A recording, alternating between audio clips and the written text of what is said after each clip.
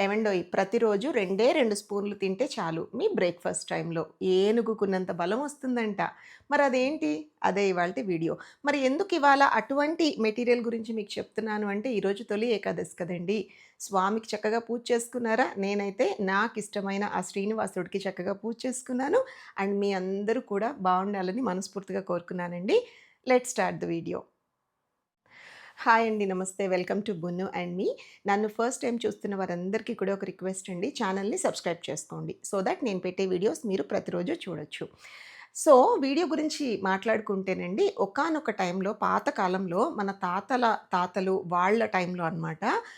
ఈ particular recipe నేనిప్పుడు చెప్పబోతుంది. అది తింటే అరే!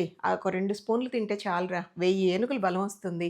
మనకు 60 ఏళ్ళని ఎవరంటున్నార్రా? మనకి 20 ఏళ్ల పిల్లాడంత బలం మనకుంది అని మాట్లాడుకుంటూ ఉండేవాళ్ళంటండి సరదాగా. మరి ఆ రెసిపీ ఏంటి?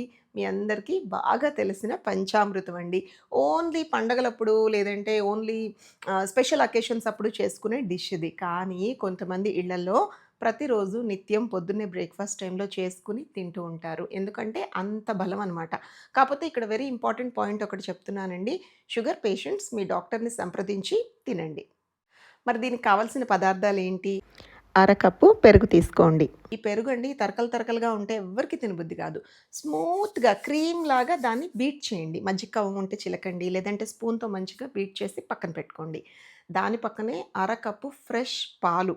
చిక్కటి పాలైతే ఇంకా టేస్టీగా ఉంటుంది.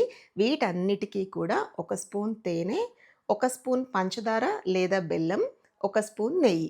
సో, పంచదార ఆర్ బెల్లం అనేది టోటల్లీ మన టేస్ట్‌ని బట్టి యాడ్ చేసుకోవచ్చనమాట.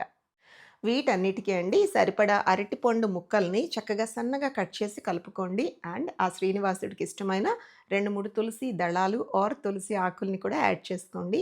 హెల్త్‌కి చాలా మంచిదండి. అరటిపండు ఇష్టం లేని వాళ్ళు ఆ టైంలో సీజనల్‌గా ఉన్న ఫ్రూట్ ఏదైనా వేసుకోవచ్చు. ద్రాక్ష వేసుకోవచ్చు, యాపిల్ వేసుకోవచ్చు. కాకపోతే పాలు వేడిగా గోరువెచ్చగా ఉన్న ఈ పులుపు ఏదన్నా వేసినప్పుడు విరిగే ఇది గుణం ఉంటుంది దానికి.